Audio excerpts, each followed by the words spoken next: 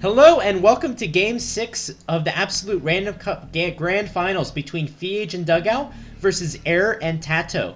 My name is Nobody, and I will be casting this match. In the top left corner, we have, for the Brazilians, we have FeAge playing as the Chinese.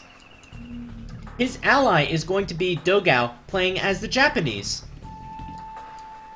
In the bottom right corner, we have Error playing as the Chinese. And in the back left corner, we have TaToH playing as the Japanese.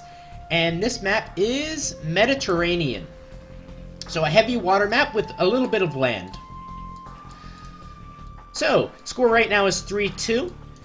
FeAge and Dogao losing the last two games, so starting a bit of a comeback for TaToH and Error. They have the momentum, but all that TaToH and Error FeAge and Dogao have to do is win one of the next two games, and they should take the Absolute Random Cup. Let's see if TaToH and Error can continue their comeback. So let's talk a little bit about the civs. We have Japanese and Chinese. Chinese, of course, known for their absolutely insanely difficult start. But despite that, I think the Chinese are actually one of the most versatile civs in the game. They have a good economy, they have good archers, they have good cavalry. And if you want to switch between those units, you get cheaper techs as well to upgrade those units. So Chinese is a very versatile civ, very strong civ overall. Their team bonus is very useful as well with the added food on the farms. So it's a very good civ. And a strong unique unit as well. Very underused. Meanwhile, the Japanese have a really good early game economy with their lumber camp and mining camp and mills costing less wood.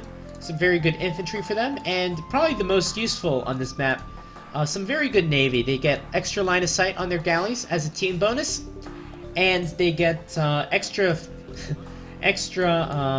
fishing ship, gather rate and armor on their fishing ships.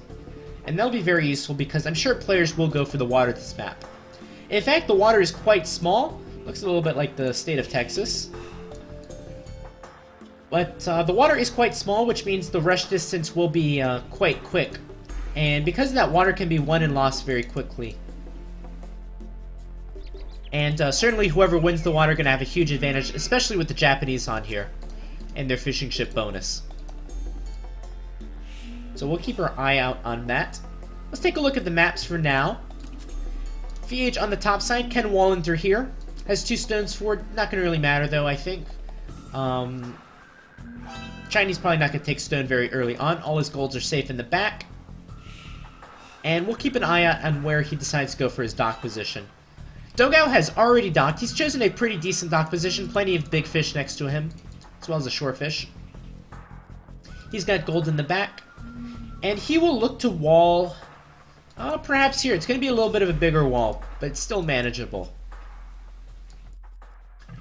Error, he's quite close to the shoreline. Might have a little trouble if he loses the shoreline and he decides to seed farms in this area. Looks like he's going to dock right around here. And yeah, he's going to dock right around here. Not going to be too many fish in this area. There's one deep fish here and plenty of deep fish here. So if he gets the dock right over here, good dock. If he gets the dock here, it's a bad dock. Here's FeAge's dock, very good dock. Look at this dock, excellent dock. All these fish. And then for TaToH, again, another good dock. Plenty of fish around him. And this dock's going to be very good from Error. There we go. Oh! We have a little bit of laming for FeAge. FeAge, the ultimate lamer. His scout is down below half health. And he still has a little bit of ways to go. I wonder if he's going to make it. TaToH, he has 2 options. He can either attack the scout of FeAge, or he can block the boar, or he can do both. But FeAge's scout only on 11 HP. He's going to send the villager forward because of that.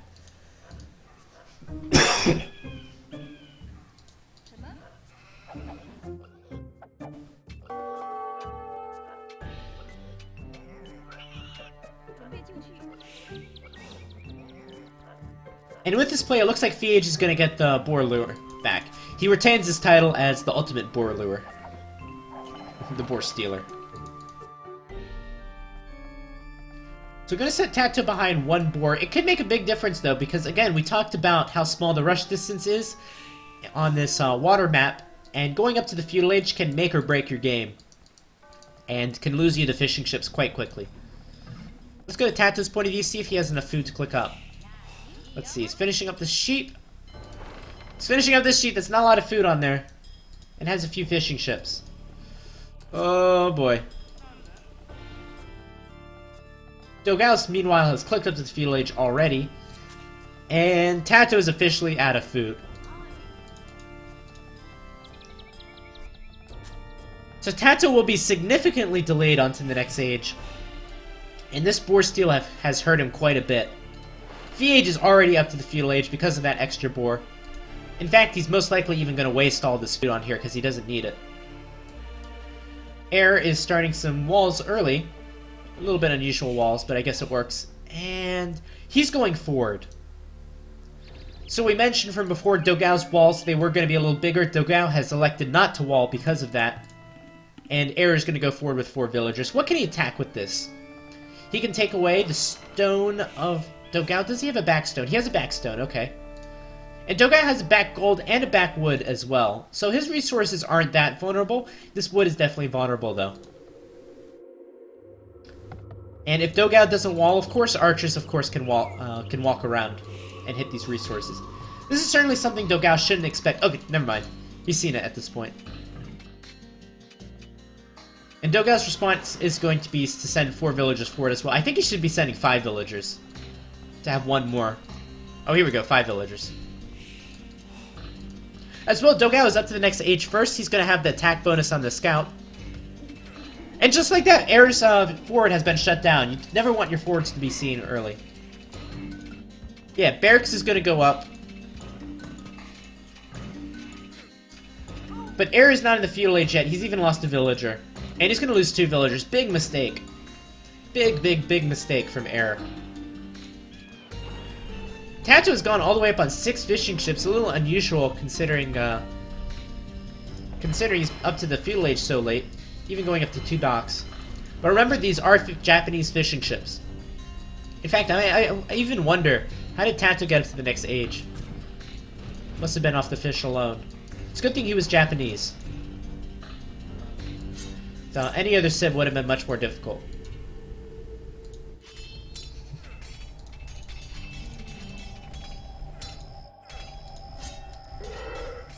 Oh no! Villager getting mauled!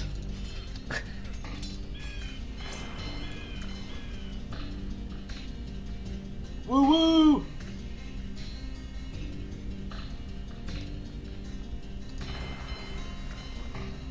So here comes the first few galleys from FeAge. FeAge is only on 2 docks, but he has the galley advantage already. Takes a full minute to build the galley as well. Let's see how much abuse these fishing ships can take.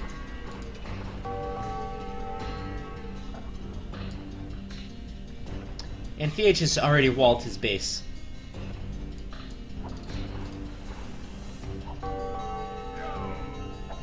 Oh, what went down? Oh, scout from FeAge going down. That's a nice pickup. Here comes the galleys of Dogao. Dogao's going to defend his ally. No, he's not. He's going to attack TaToH. And TaToH's going to lose pretty big here. Going into galleys now. He's already behind though. 5 to 3, I suppose.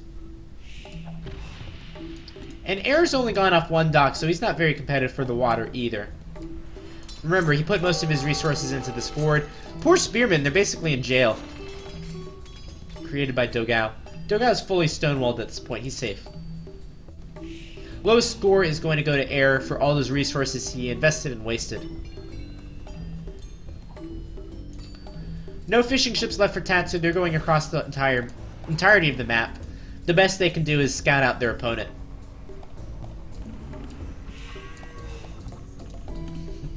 And you can see TaToH's hurting for food. He's trying to lure in this deer. He's not going to get it, though. Where is the deer going? Jeez. Already not a good start from TaToH and Air.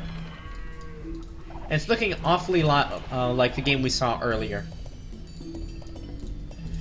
2 archer ranges from Air. He's going to need a sneaky transport to get across, though. No way he's getting through stone walls.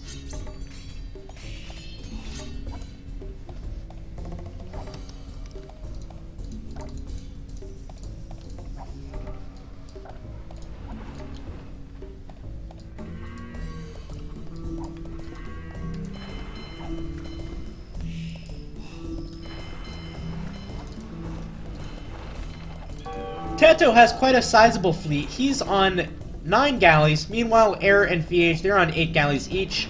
Dogao's on 6.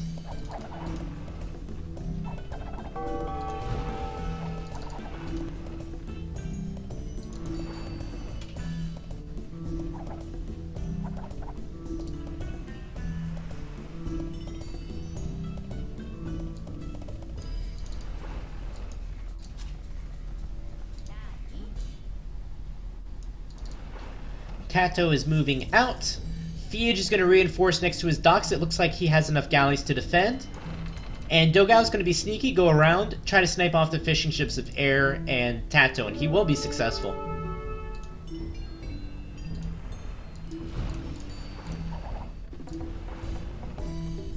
As well, FeAge will have fletching in just a moment. Down goes the fishing ships of Air. Dogao has 5 fishing ships still working. Archers somehow got in with Air, but Dogao was prepared. He had an archery range and some skirmishers ready. How did they get in? Must have been a transport ship from this dock. Anyway, TaToH is losing his galleys. Not good for him. And Dogao's going to go for some more fishing ship kills with TaToH.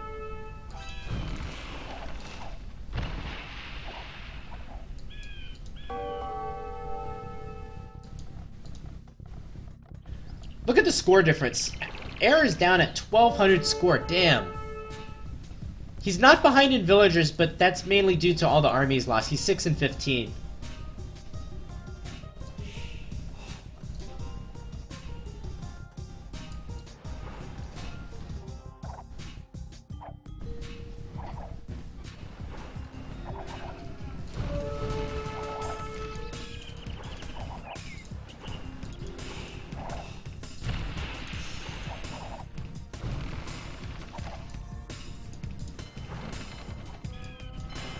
TaToH's actually going to be the first to click into the castle age. I don't know how he afforded it. Plenty of farms for him, I'm sure. And will this be enough for TaToH to get back in the game?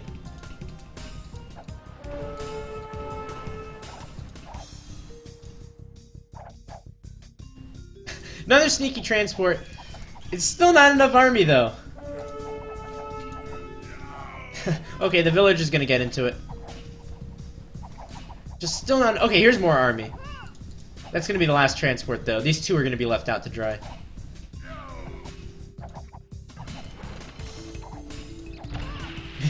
And Air, his score sinks lower and lower. FeAge, he's not far behind, though. You know, will a 1 minute difference of TaToH getting up earlier really make that much of a difference? I don't think so. Air has lost 4 more villagers now. He is down to 32. And if he's not careful, we'll also lose the stone on this tower.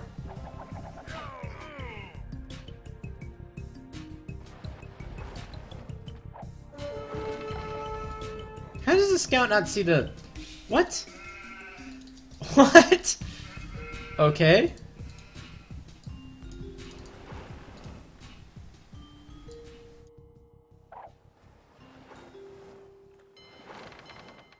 How are those trees look like? What? It's the small trees mod, if that's what you're asking. Alright, so there's the next age. TaToH has plenty of resources in the bank. That's good. Gonna research War Galley. He has a grand total of 10 War Galleys. Embarcadero for him. At his own base, he's going to go up to a second town center. And even a third. So once again, TaToH the Boomer. Air is researching coinage. Interesting. So he's going to sling to TaToH. TaToH is playing as the Japanese. Unusual civ to sling to, but I suppose it's only going to be for water control. That's usually the preferred strategy once you're this far behind, but this is open. And Dogao is going to be in. Air is going to have to put up some towers if he wants to defend his base.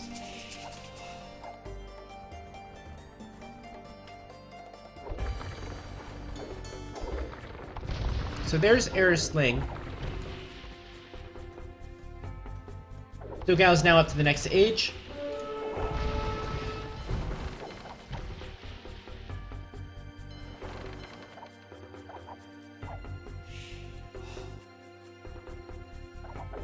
And of course, it wouldn't be a TaToH water game without a demolition ship. Alright, let's see what one demolition ship can do. Here it comes! Oh, it's kind of worth it. Took out about a third of the HP from all the ships, so about worth it. More or less break even.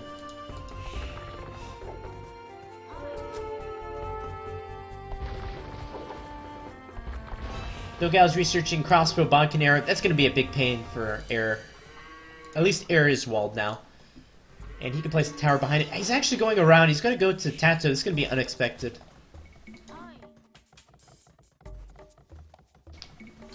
Farms, it's the real farms patch on Voobly. There's not that many mods on Voobly. You can go to voobly.com and find their mods.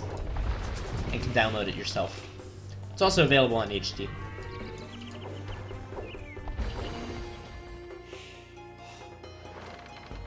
TaToH is the highest rank on AoE HT. He's up at 2800, I believe. It doesn't really matter. Anything above 2k on HT. It's basically all the same.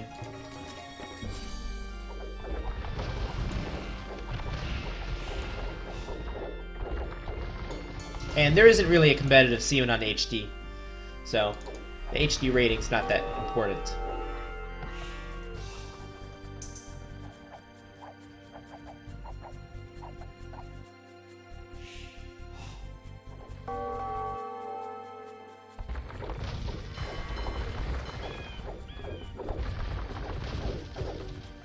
So TaToH is going into 3 town centers, going to build a siege workshop that'll allow him to click up to the next age and defend from the crossbows, which have delayed his 4th town center.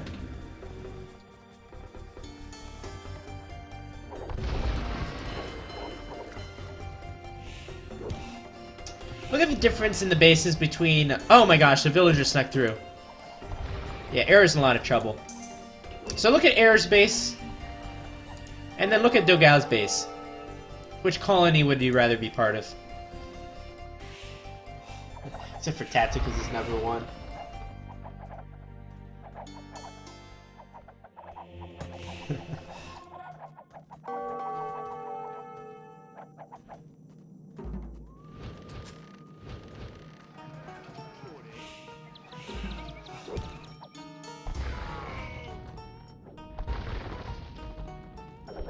So what is the sling from Air accomplishing? A, it's not a very big sling because Air is hurting it on his own.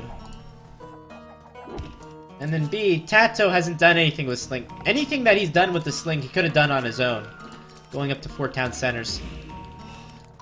I think the only difference is that now TaToH has resources in the bank, which he's not using. And maybe he'll get up a minute earlier. Meanwhile, Dogao's not going to be able to defend. I don't care how many towers he makes.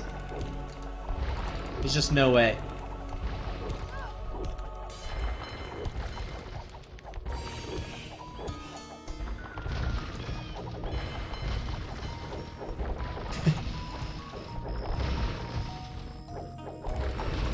Oh, what a hero galley. He gets one of the galleys of FeAge.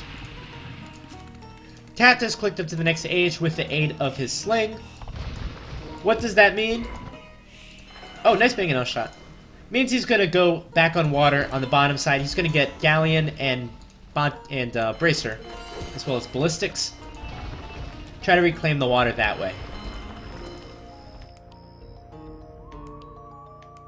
Let's check where the other players are at. FeAge. He will be up pretty soon. He's getting to university now. He has plenty of fishing ships as well, so FeAge is not going to be that far behind. Dogao? Oh my god. Let's not even look at Air.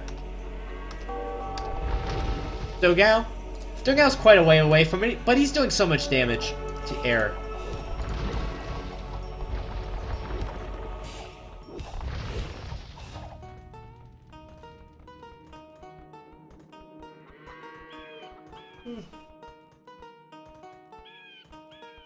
So in order for TaToH to win this game, he's going to have to retake water. Air is going to somehow have to survive. Oh boy. TaToH can't even get his docks up. He's going to have to do this off of 3 docks. No, he's going to take some docks at the top. Okay, good.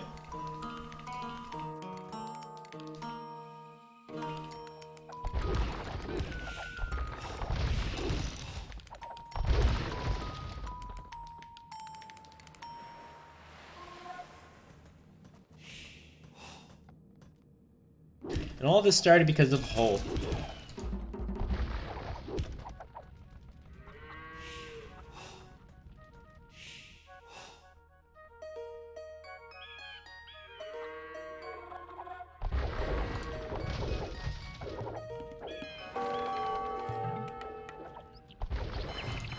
Oh my gosh. TaToH's going back into fire ships. It's probably a good idea on this map. There's less space to run than in the Team Islands game. Certainly much less investment.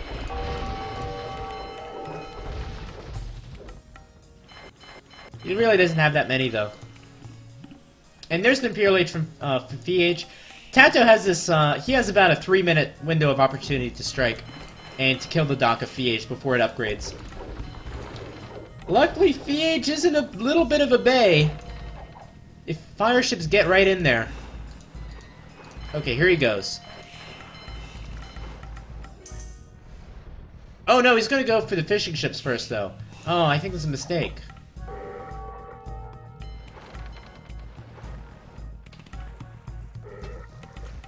But what this means is that the army of FeAge is gonna survive, and it's gonna upgrade to Galleon.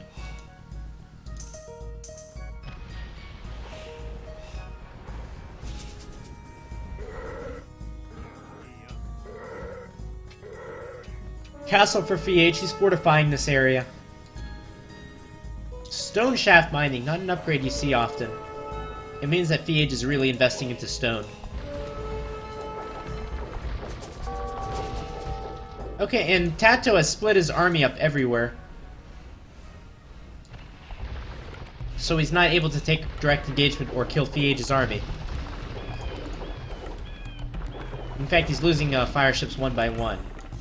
They're the fire ships. They should have been there, 5 minutes ago.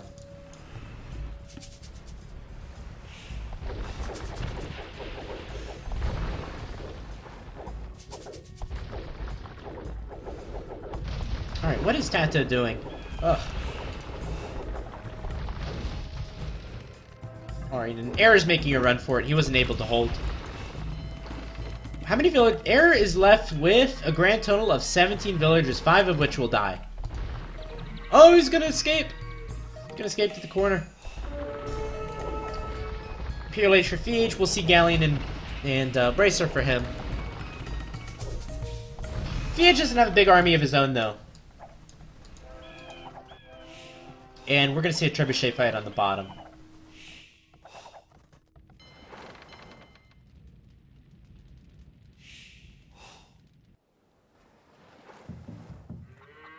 It's like players really aren't focusing on the water that much anymore. On the land, it's just gonna be the Treb fight. And there's the GG. Well played. FeAge is gonna go up to 2 castles. He should win this Treb fight. And, I assume FeAge will retake the water eventually, but the point is that Air is dead. And without Air, it's gonna be a 2v1. You'll be able to get back on the water eventually and retake it. And with that, the Brazilian team is going to win the Absolute Random Cup. Let's take a quick look at the achievements. Good KD for TaToH, actually. Air was, he went downhill quite quickly, 33 to 71. Started with all that, that failed forward. And villager high for TaToH, but not that far behind FeAge. Here's your timeline. So with that, I'd like to thank, once again, the sponsor of the tournament, or the admin of the tournament, better said, Racer FXX, for doing all the hard work of organizing players and the rules and settings and such. And it was quite an excellent tournament from those guys. Some pretty good games from the tournament as well. And he is hosting Masters of Arena 4. So a lot of thanks to him.